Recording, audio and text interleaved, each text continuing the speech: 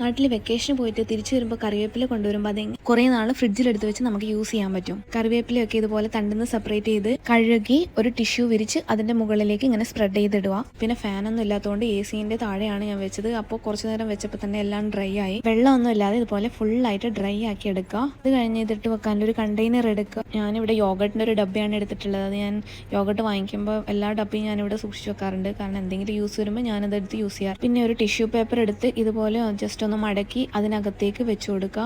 അതിൻ്റെ മുകളിലാണ് നമ്മൾ കറിവേപ്പില ഇടേണ്ടത്. ഇത് ലോങ് ടൈം വെക്കുന്നത് കൊണ്ടാണ് ടിഷ്യൂ വെക്കുന്നത്. ടിഷ്യൂ വെച്ച് കഴിഞ്ഞാൽ അത് എന്തെങ്കിലും മോയ്സ്ചർ ആവുകയാണെങ്കിൽ അത് അബ്സോർബ് ചെയ്തോളും. അപ്പോൾ ഇലക്ക് വേറെ പ്രശ്നങ്ങളൊന്നും വരില്ല.